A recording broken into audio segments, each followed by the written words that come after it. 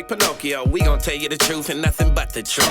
Extra chronic players, this is not your average show.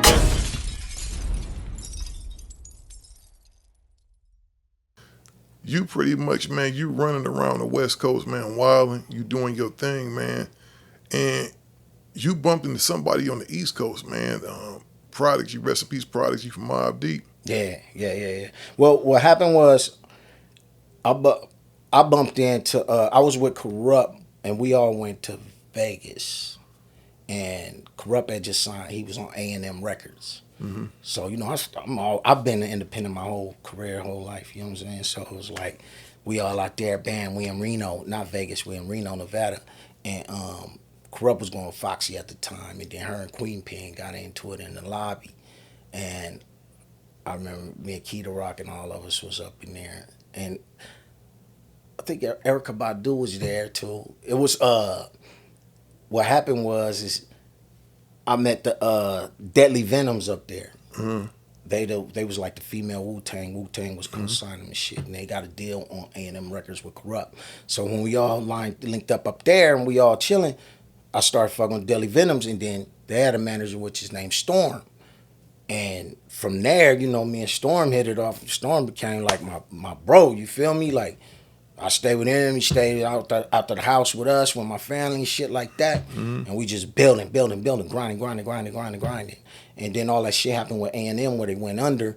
And, you know what I mean, Storm had to transition to what he was doing. And then he started managing, while he had his label deals with A&M, managing Deadly Venoms, he started managing Mobb Deep and all that shit. And my homie Draws out there, from Queens out there.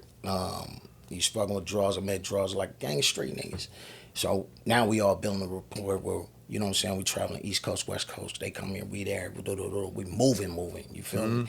And he started managing Mobb Deep. So once he started managing Mobb Deep, you know, it became all, now we linked in, we all doing our thing, you feel me? Mm-hmm. And, you know, they tap in when they hear, I tap in when I'm there, you feel me? And we just, everybody became that family and camaraderie. So that's pretty much how the East Coast situation happened right there with that. A lot of straight through Storm, through Perfect Storm Management. So he's managing all of us, you know what I'm saying? Yeah, shout out to the homie Storm, you a good cat. Word. Shout out to Storm, man. You know, and that's the thing, you've always made the most of your opportunities, because I think people for a long time thought you was signed to these labels, but you was out there making your own money and spending your own money, because I heard about you was selling a mixtape or something. Oh yeah, I was selling I was making hella mixtapes. Mm-hmm. I was making hella motherfucking well, they was like mixtape albums.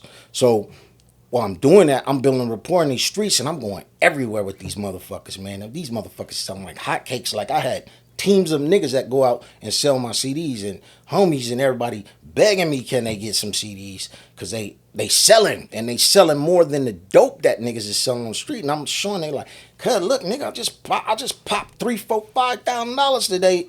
Stopped at this gas station, this motherfucking cracking. Well, I think, you know what I mean? And if I'm not mistaken, man, you correct me if I'm wrong, but I'm thinking I read this in maybe Prodigy's book, that 50 are used as an example. Like, man, 40 out here selling his mixtapes and making money and doing everything else, but everybody else kind of just sitting around chilling. Oh, yeah. You know what I'm saying? Shit like that. Everybody was saying shit like that, but that's just me. Like, you know what I mean? I'm just a grinder, bro. Like, for anger management and shit, they let me bring my shit in there. I'm selling my shit in the arena, all that. You feel me? I got cruising niggas outside selling them in the parking lots and shit. I remember the homies, the little crew I had there got caught out there by the police and everybody hammed up. You know what I'm saying? They radioed in, and so happened I was in there with Fifth, and Fifth was like, he said, hey, with us? Whoa. I was like, oh, that's the homies. And Phil like, oh, that's you, Phil? I'm like, yeah. I was like, cuz they sell my shit, boy. He like, oh, yeah, let them, you know what I mean? Let them, like, tell them, let them, they with us. You feel me? So, from there, bam, niggas cleaning. And then we moved it overseas. Then they let me put my shit in the merch booth out there. Mm-hmm. We killing it, you feel me? Come back with the money. And it was just, I'm just a hustler like that, you feel me? Like, I'm moving, my nigga. You feel me? I don't look for handouts. I don't look for shit, bro. I get to my money, you feel me? Oh, for sure. And you always been in front of the curve on some shit. And I tell people all the time when they talk about kind of like the forefathers of this internet shit. Word. And they be wanting to mix your name, and I said, man, you can't forget 40 Glocc, man. 40 Glocc was running around with camera phones before I knew what a camera phone was. Yeah, real talk. A lot of people, because I used to, when I used to say that shit, Yale used to be one of the ones, he was like, that nigga 40 cracking, you know what I mean? Mm-hmm. I'm like, yeah, because I'm showing niggas I'll be in the office, I'm figuring all this shit. I'm like, nigga, look. And then there was this kite phones that gave us a deal, and they gave them to everybody, and they was like little bitty ass phones, but when you stream, it goes straight to the internet live. So, and then there was another thing where you get on a laptop or whatever, you got a camera, and you hook up to this company called Ustream, and they weren't popping yet. So I'm turning everybody on. I'm in the hood. I got hood fights cracking. They just seeing my regular hood life. You know what I'm saying? Mm-hmm. And it was trippy because all these thousands of people was coming and watching this shit, and they just start knowing the homies, knowing everybody. You feel me? Mm-hmm. Like I would be right there. I'm falling asleep on the motherfucking everything. Like, you know what I'm saying? Yep. They be in the studio watching me record, shit like that. So I built a lot of following like that. And when the music would be out there and I'm selling there, where people start grasping to it and really ask for it, I got that one. You got this one. Mm-hmm. You know what I'm saying? Mm-hmm. And the motherfuckers are selling like hotcakes every time I was dropping one. I'm making the money, bro. I'm talking about bands. You feel me? And then I was shipping them motherfuckers to Japan too and killing with Japan. And they was paying me net. Then they start paying me net 30. Man, they was killing, bro. Man, you know what? And you had probably one of the most viral moments ever on the internet. And I happened to be there that day. Me and Glasses Malone was there because Glasses was signed to Cash Money at that time, so we was up there. Yeah. You know, when the whole thing about Bird in the car, right? Bird in the car. And you and Spider-Lo kind of ran up on the car or whatever. Yeah. And it wasn't as big a deal as people made it was. Yeah, but that's the internet for you. Yeah, that's the internet that turned it. You feel me? Because the internet turned around because me and Glass looked at each other and said, we both was there, man. There wasn't nothing like that happened. You know what I mean? Right. But that was when the internet, in that moment, man, so whatever happened to that footage? That footage still on the internet. Who owns it? You? Yeah, I own it. I think it's on one of my pages, or something on YouTube or something like that. But everybody, you know, we're in the age now, everybody was snatching that motherfucker. That was when World Star started snatching shit. Yeah, and I got on Q because I was getting paid on my YouTube, and these niggas I started seeing my views, all this shit going down, and I'm like, nigga, where the fuck my money going? You feel me? Like, where my shit going?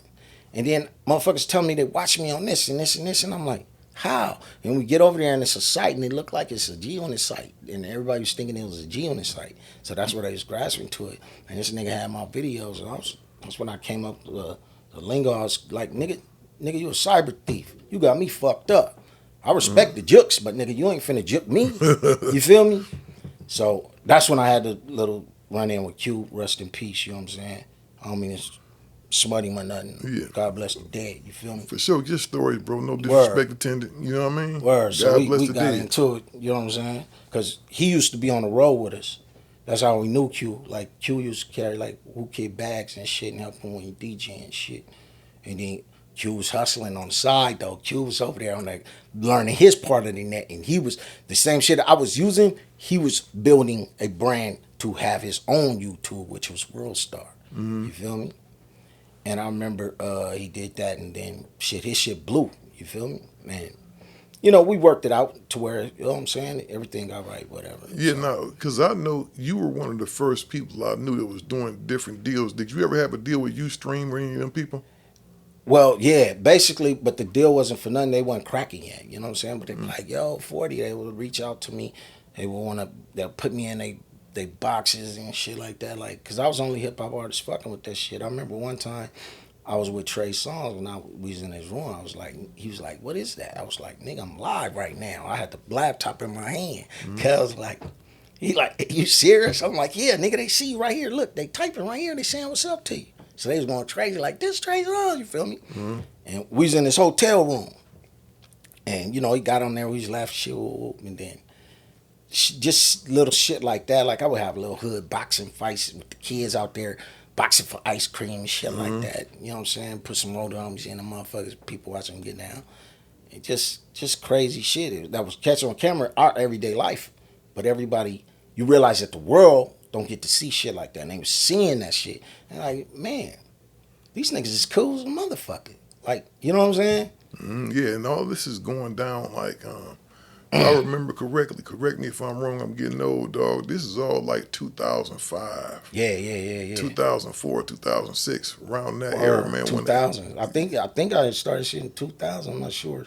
But yeah, it was like. Because you was for sure one of the first people, because I think. Oh, yeah, I was the only motherfucker using internet. You might have been on before Vlad was, dog. I think. Man, I was way before Vlad.